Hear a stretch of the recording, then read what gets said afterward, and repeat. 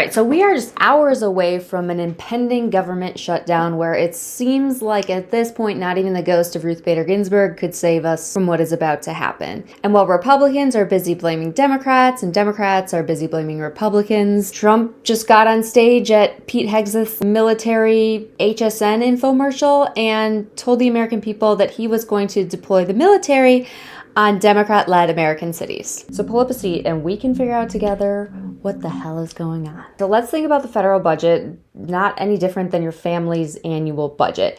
You've got your Excel spreadsheet set up and you have your different categories. You have childcare, groceries, gas, vacation. You split all these things up and decide what to budget for every year for the next year, or in theory you do. This is not too dissimilar from how the federal government does it, at least for discretionary spending, which does need to be approved by Congress every year. So the other thing to note is that there is mandatory spending and there's discretionary spending. Now, these 12 bills that we're talking about for the federal government are called appropriations bills, and that's where they appropriate money for different things. It covers everything from military spending to schools, highways, things like that. Now, these 12 appropriations bills need to be approved and passed by both the House and the Senate.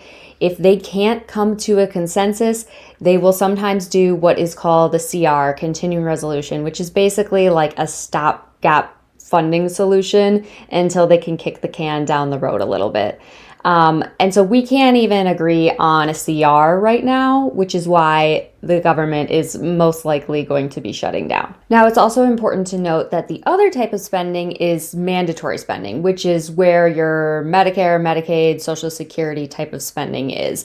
That can't be touched by a government shutdown and will basically just continue to auto draft. Now, if Ron Johnson would have gotten his way, he wanted to take those out and also put them in discretionary funding. Can you imagine if those things were in the hands of a Congress like this every year? It would be a disaster. But even with these appropriations bills, if the government shuts down, that is going to cause real impact for people every day. So a lot of federal employees could be furloughed without pay or laid off completely, which can affect things like the Postal Service, national parks. We don't know yet if the checks will clear or get sent out for things like Head Start, which is an essential program for childcare that families rely on. Now, an interesting side story here is going back to what I just talked about with Trump just yammering on about deploying the military to the enemy from within. Technically, military spending, because it's in these appropriations bills, is not going to continue if the government shuts down. However, there are rules that say that active military and the National Guard need to continue to do their job without pay, and that they will get paid back once the government reopens. So I guess while the government is shut down, we will be seeing wars in our Democrat-led cities by troops who are not getting paid to be there. And Donald Trump doesn't have a good track record of paying the bills after the work is done, so I really hope that he pulls through this time, if that's what he decides to do. So what are they fighting over? What's on the table? Well, I don't know how they're going to get to one place. It doesn't even seem like they are on the same planets right now.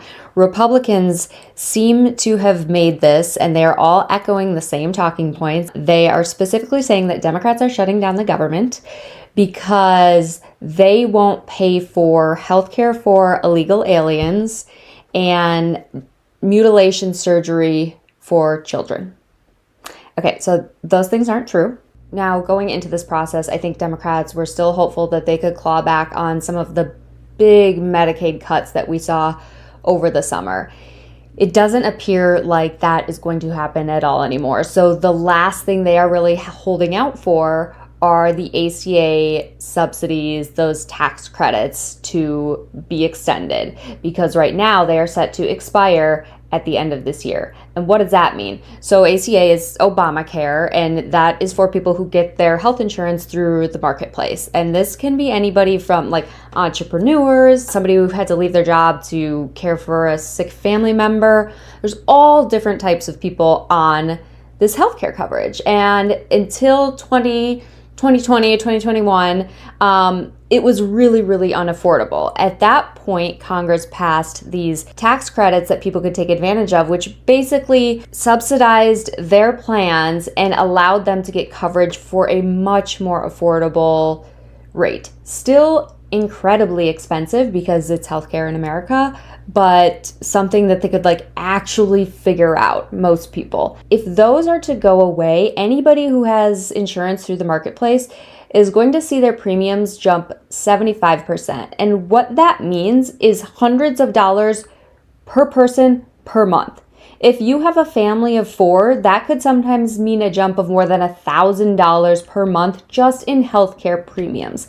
This is not sustainable, and not only will it cause people to fall off of insurance, bankrupt them, it will cause small business owners to potentially have to close their business. I mean, this is a huge amount of money for regular working families to pay on such short notice when everything, because of tariffs and the trade wars, is already so much more expensive right now.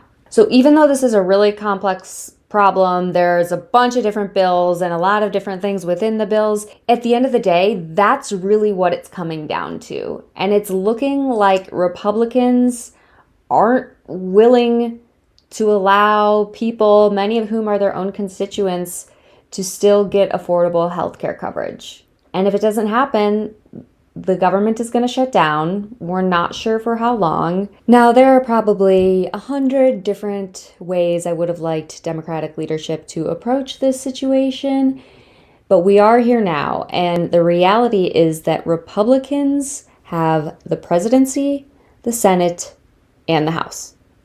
They have Congress and the executive branch, and they have the control. So anybody who's trying to paint this off as Democrats are shutting down the government and hurting American people is watching too much Fox News. So I guess stick around, we'll see what happens. And in the meantime, here's a clip from Trump from 2013 talking about how a government shutdown should fall solely on the president. If there is a shutdown, I think it would be a tremendously negative mark on the president of the United States. He's the one that has to get people together.